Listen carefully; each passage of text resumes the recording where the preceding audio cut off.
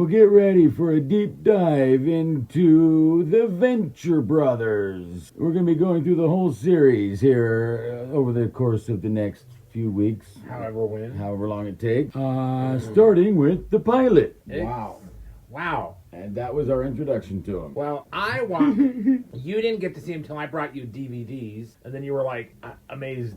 Right, yeah. I remember seeing it on the Cartoon Network when they had Cartoon Network. Adult Swim. Yeah. Right, it was an Adult Swim show. I think it started around 11 p.m. on New Year's Eve 2004, 3, and it was the whole season, and I watched it straight through, and I was like, first one was like, oh, okay, and the art was a little janky, but it didn't matter, because it was purposeful. Yes, and it was like that for a reason. And the outfit were, it looks like Fred from Scooby-Doo, but then the most important thing was Brock Samson, who's voiced by Patrick Warburton. I was like, yeah. Who is still the tick. And I was like, all right, I can watch this. And then by Midlife Chrysalis, I was sold on the series and have not regretted it at all.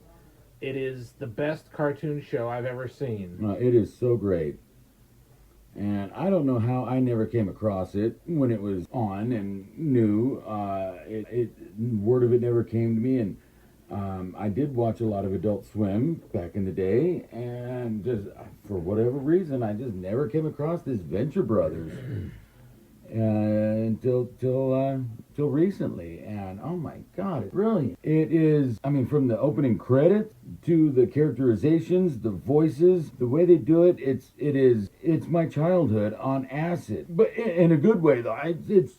It's so wrong, but that's what makes it so right. It's real. It feels real. Yeah, and it's also an homage to Johnny Quest and all the old cartoons and old comic books. I mean, when that was a thing, because now everybody's digital and doesn't do anything like that. And really, I mean, if you're under 40 years old, you probably just won't get it, because it's my childhood. 70s, late 60s through the 70s. I mean, the $6 Million Man is spoofed in it at one point. Johnny Quest characters actually show up in the thing, straight out of Hanna-Barbera. It is like every Hanna-Barbera action show that they did from 68 to 79, 80, all wrapped up into one friggin' mashup thing that is not even that though.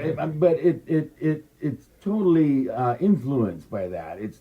That's what it's supposed to be, is your favorite Saturday morning cartoon. And this is just my favorite cartoon show ever. Yeah. And that's a long list. Because I mean, it does. It has shades of Scooby-Doo. It's Johnny Quest, the Herculoids. But beyond all that, the writing is just... Oh, the writing's brilliant. Yes. Because the dialogue totally... feels real. It doesn't... reflects that Saturday morning cartoon dialogue, only with their twist on it. Yeah. And and the thing is, some of the jokes are just so, I mean, over my head sometimes. And I'm pretty tall. You gotta get something pretty goofy to get over my head. It's the puns are just, oh my God, really? That was hilarious. Who comes up with this shit? It is brilliant. And people will say, oh, well, the pilot was bad, blah, blah, blah, because the art style. Hey, it was done in Flash. It's all right. It's their first pilot. Calm down. It's going to be a little rough around the edges. Yeah. So what? Or look at the Simpsons vignettes on the Tracy Ullman show, and how different they were from when they... And even the original Christmas special in the first couple of seasons before they streamlined their style and their... So, it's not bad. No. But then it's also the people that just love it because it's unique. No, stop it. No, it's got that cookie cutter animation style for a reason. It's emulating the way cartoons used to be produced. And yes. But the writing is just perfect, brilliant, and that's what makes it. And the voice talent. They're Sicker Nicholas and they're great.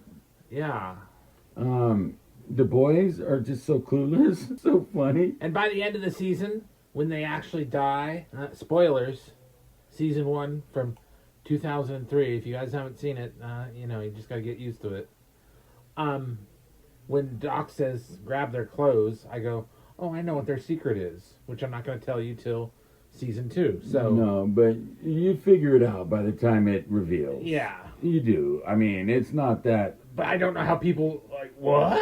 Yeah, no. I mean, if you don't catch on to it before they reveal it, then you ain't paying attention. 'Cause, Yeah, and I they're mean, and really. and very much how the Yeah. how the boys are very naive, simplistic.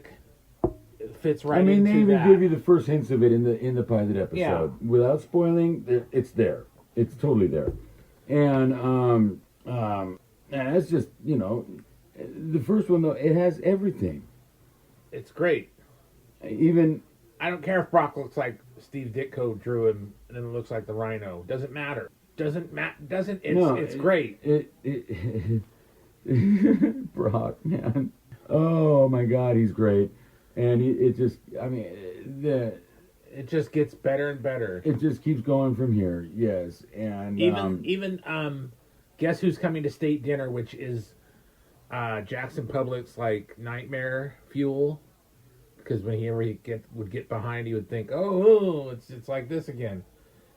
Even that's a good episode because it shows Doc's. well, we'll get there. It shows Doc's. This is just our first Personality. one, man, and yeah, we're gonna do a deep dive into the Venture Brothers. We're gonna go through all the different ones, and Including the movie at the end. and And this is to the people, the powers that be, wherever they are in Hollyweird. We want the Venture Brothers back. This is non-negotiable. With that, tell us if you love it. If you know what we're talking about, or why are we talking about this. Like, share, and subscribe.